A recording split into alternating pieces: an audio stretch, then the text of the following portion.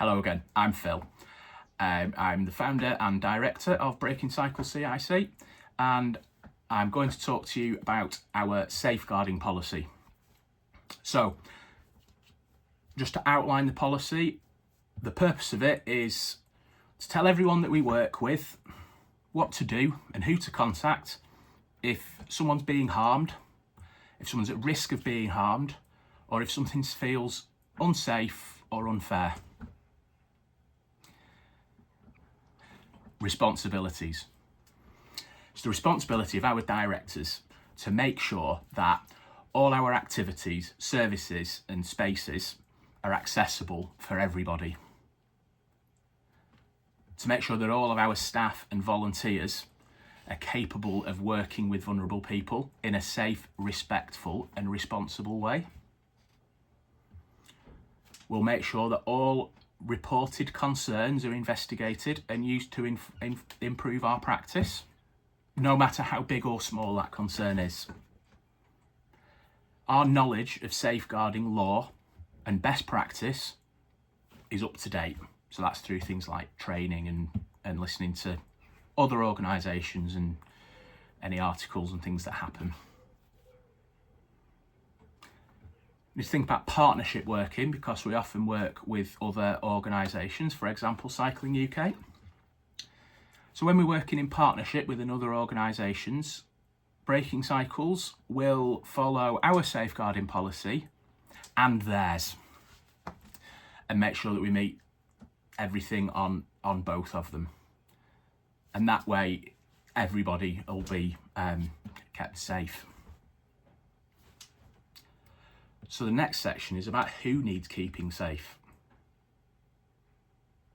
So we're committed to making sure everyone is kept safe. The 2010 Equalities Act has a list of protected characteristics, and these are like categories of things that make people vulnerable. So we are going to make sure that everybody on that has one of the characteristics on those lists is kept safe. But we're also recognising that any person can become vulnerable at any time. Or they can be vulnerable because of something that isn't listed in the Equality Act. So our commitment includes those people. It includes people who are temporarily vulnerable, and it includes people who are vulnerable because of a reason that's not identified. And also it includes all of the members of our team, because by putting yourself out there and making yourself responsible for other people, and particularly vulnerable people, you become vulnerable to criticism yourself. So that's our responsibility to look after our staff. So the next part is about how we keep people safe. So we'll support vulnerable people to the best of our ability. Any information that we have, we'll keep securely and safely. There's another policy about information. We'll listen to any concerns, no matter how small or unusual you may feel they are. We will make sure that all the members of our team who lead activities have had the proper training. So things like safeguarding and first aid, and there might be things that are specific to an activity. We'll make sure that all the members of our team are trained to deliver the session that they're delivering, so that everything's done properly. So finally, we've got what to do if you're concerned about a safeguarding issue. So if you're concerned about something that's happened, or something that is happening, or if you spot a risk that we might not be aware of, please let us know as soon as possible. If you spotted a potential risk, so this is the smaller, lower level stuff, you could just let any member of our team know, or you can send an email to one of our safeguarding team and they'll be listed in the comments of the video. If you feel that someone's currently at risk or being harmed, please inform a member of our safeguarding team and the person who's present at that activity if you feel it's safe.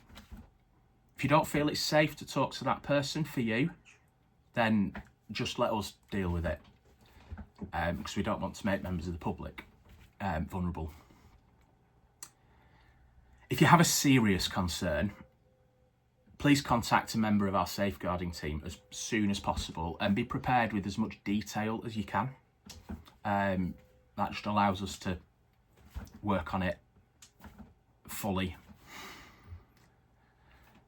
And if your serious concern is about one of our safeguarding team, or you feel like you can't tell one of our safeguarding team for another reason, we'd like you to contact the police and let them deal with it. All of the details are there. So the nominated safeguarding lead is myself, and the deputy safeguarding leads are Karen Seed, Jennifer Wade and Matthew Homewood. Karen is a solicitor, Jennifer's a teacher, and Matthew's an occupational therapist.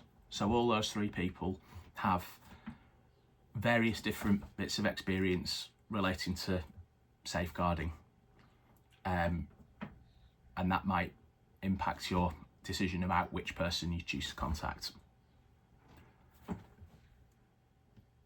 And I've mentioned the 2010 Equality Act, so I will put a link to that in the comments, as well as those contact details. And this policy has been reviewed and updated on the 18th of June 2025. Thanks for your time and see you later.